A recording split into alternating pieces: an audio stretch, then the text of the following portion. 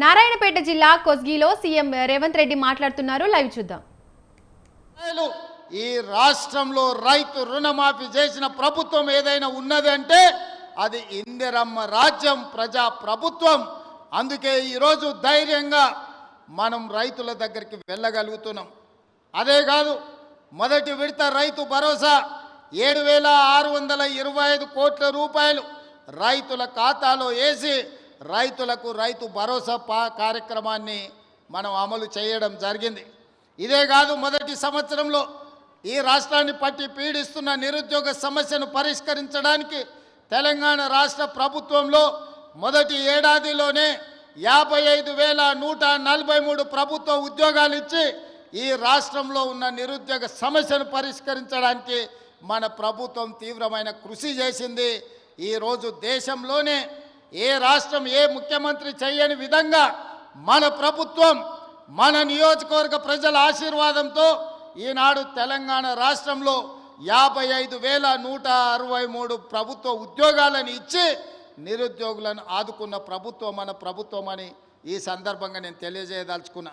ఇదే కాదు, ఈనాడు ఈ రాష్ట్రంలో వ్యవసాయానికే 24 గంటలు ఉచిత విద్యుత్తు కాదు, పేదవాళ్ళ ఇళ్లకు కూడా ఉచిత విద్యుత్తు ఇవ్వాలని ప్రతి పేదవాడి ఇంటికి 200 యూనిట్లు ఈరోజు ఉచితంగా విద్యుత్తును సరఫరా చేస్తూ 50 లక్షల కుటుంబాలకు ఈనాడు ఇండ్లలో కూడా పేదవాడి కళ్ళల్లో, పేదవాడి ఇంటిలో వెలుగులు చూడాలి, పేదవాడి కళ్ళల్లో సంతోషాన్ని చూడాలి అని ఈనాడు మనం 200 యూనిట్లు పేదవాళ్లకు ఉచితంగా ఇంట్లలో కరెంటు ఇస్తున్నాం. ఇదే కాదు, ఆడబిడ్డలు కట్టెల పొయ్యితో కష్టాలు పడుతున్నారు. ఆనాడు సోనియమ్మ మీకు దీపం పథకం ద్వారా గ్యాస్ పొయ్యి సిలిండర్ ఇవ్వడమే కాకుండా 400 రూపాయలకే సిలిండర్ ఇచ్చింది. కానీ కేసీఆర్ మోడీ గారు అధికారంలోకి వచ్చి 400 రూపాయల సిలిండర్ను 1,200 రూపాయలు చేసింది. అందుకే 1,200 రూపాయలతోనే ఆడబిడ్డలు కష్టపడుతున్నారని ఆలోచన చేసి మనం 500 రూపాయలకే సిలిండర్ ఇవ్వాలని ఈనాడు తెలంగాణ రాష్ట్రంలో 50 లక్షల కుటుంబాలకు, ఆడబిడ్డలకు 500 రూపాయలకే సిలిండర్ ఇవాళ ఆడబిడ్డలకు ఇస్తున్న రాష్ట్రం ఏదైనా ఉందంటే అది తెలంగాణ రాష్ట్రం అని చెప్పి ఈ సందర్భంగా నేను గర్వంగా చెప్పదలుచుకున్నా. ఇదే కాదు, ఆర్టీసీ బస్సుల్లో ఆడబిడ్డలకు ఉచిత ప్రయాణం. ఆనాడు అమ్మగారి ఇంటికి పోవాలన్నా, ఏదైనా ఆలయాన్ని సందర్శించుకోవాలన్నా ఆర్టీసీలో ఆడబిడ్డలకు టికెట్ కొనాల్సిన పరిస్థితి. ఈనాడు ఆ పరిస్థితి నుంచి విముక్తి కలిగించి రాష్ట్ర నలుమూలల ఎక్కడి నుంచి ఎక్కడికైనా ఆడబిడ్డలు ప్రయాణం చేయదలుచుకుంటే ఆర్టీసీ బస్సులో ఉచితంగా ప్రయాణం చేయొచ్చు. ఆడబిడ్డ ఎక్కడైనా ఆర్టీసీ బస్సుకు చెయ్యి అడ్డం పెడితే ఆడబిడ్డను ఎక్కించుకొని వాళ్ళ ఇంటి దగ్గర దించే బాధ్యత ఈనాడు మన ప్రభుత్వం తీసుకున్నది.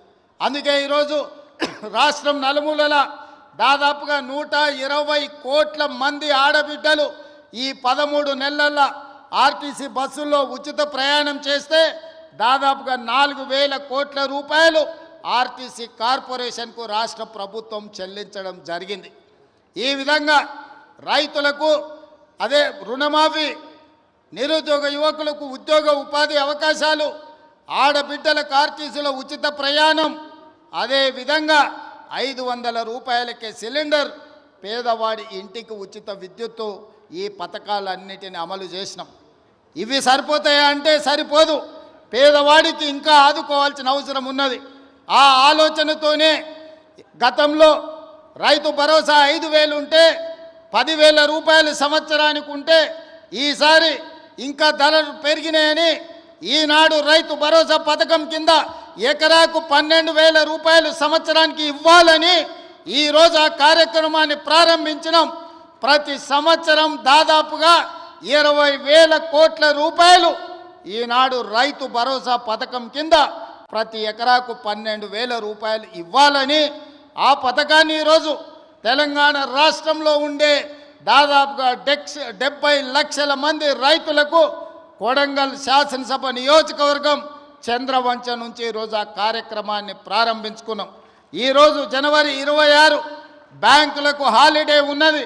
రాత్రి 12 గంటల తర్వాత ప్రతి రైతుకు, రాష్ట్రంలో ఉన్న వ్యవసాయ భూమి ఉన్న ప్రతి రైతుకు రాత్రి 12 గంటల తర్వాత ప్రతి ఎకరాకు 6,000 రూపాయలతోని మీ ఖాతాల్లో మీ నగదు టకీమని పడే విధంగా ఈరోజు కార్యక్రమాన్ని తీసుకున్నాం. ఇంత గొప్ప కార్యక్రమం, ఈ రాష్ట్రంలో ఉండే లక్షలాది మంది రైతాంగ కుటుంబాలను ఆదుకోవాలన్న కార్యక్రమం ఇవాళ కొడంగల్ శాసనసభ నియోజకవర్గం చంద్రవంచ గ్రామం నుంచి ప్రారంభించుకోవడం మనందరికీ సంతోషం. ఈరోజు రాష్ట్రం మొత్తం చంద్రవంచ వైపు చూస్తుంది అంటే రైతుల కళ్ళల్లో ఆనందం మనం ఈ వేదిక మీద నుంచి చూడాల్సిన అవసరం ఉన్నది.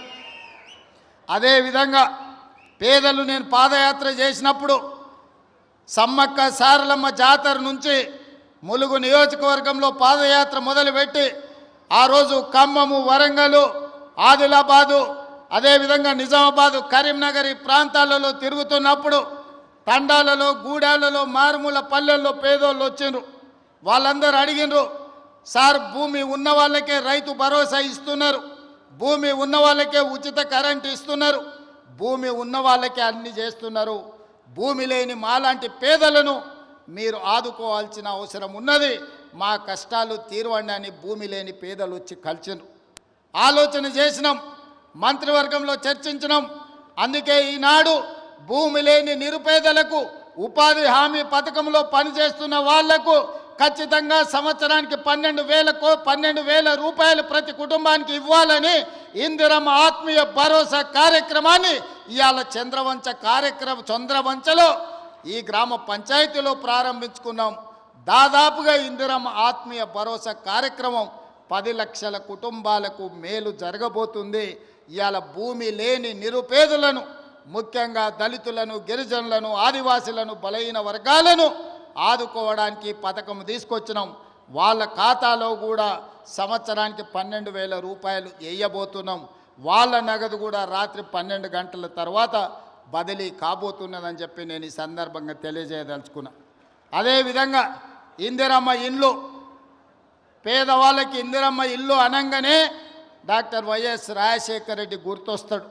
ఆనాడు 2004 నుంచి 2014 వరకు ప్రతి పేదవాడికి ఇల్లు లేని ప్రతి వాడికి ఇల్లు కట్టుకోవడానికి ఆనాడు ఇందిరమ్మ ఇల్లు ఇచ్చినాం. 2004 నుంచి 2009 వరకు, 2009 నుంచి 2014 వరకు నేను గురునాథ్ రెడ్డి గారు ఎమ్మెల్యేలుగా ఉన్నప్పుడు ఈ నియోజకవర్గంలోనే రాష్ట్రంలో అత్యధికంగా తెలంగాణ రాష్ట్రంలో ఇందిరమ్మ ఇండ్లు తీసుకున్న నియోజకవర్గం ఉందంటే దాదాపుగా 36,000 ఇండ్లు ఈ నియోజకవర్గంలో మేమిద్దరం ఆనాడు పేదలకు ఇప్పించినాం. చంద్రశేఖరరావు కడుపు మండి 2014లో అధికారంలోకి వచ్చిన తర్వాత ఎందుకు కొడంగల్ పేదలకు అత్యధికంగా ఇండ్లు ఇచ్చిండ్రని సిబిసిఐడి ఎంక్వైరీ చేసిండు. కానీ ఆయన ఎన్నికలప్పుడు మనకు మాట చెప్పిన డబుల్ బెడ్రూమ్ ఇండ్లు ఇస్తా అని. నేను అడుగుతున్న ఈడున్న కొడంగల్ శాసనసభ నియోజకవర్గ యువకులను చాలామంది ఇక్కడికి వచ్చిండ్రు. మీ గ్రామాలలో ఎవరికైనా డబుల్ బెడ్రూమ్ ఇల్లు వచ్చిందా?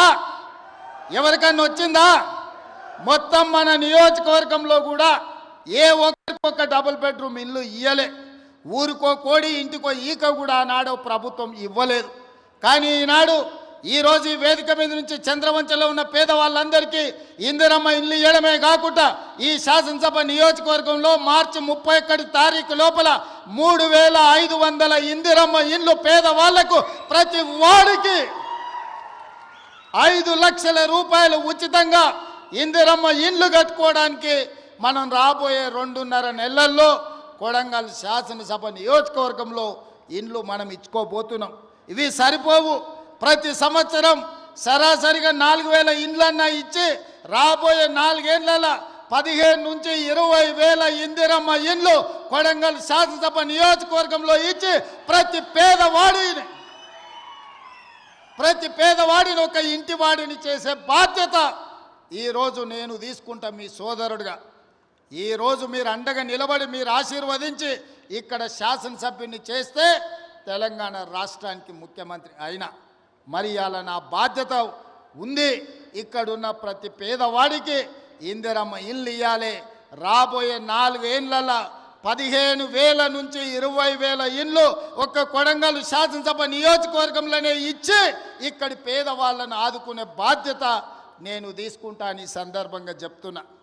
ఇవాళ రేషన్ కార్డులు ఎక్కడికి పోయినా పేదలు మాకు రేషన్ కార్డు లేదంటున్నారు. చంద్రశేఖరరావు గారు గొప్ప మేధావి, 80,000 పుస్తకాలు చదివిండు. వాళ్ళ కొడుకేమో అమెరికాలో చదువుకున్నా అంటాడు.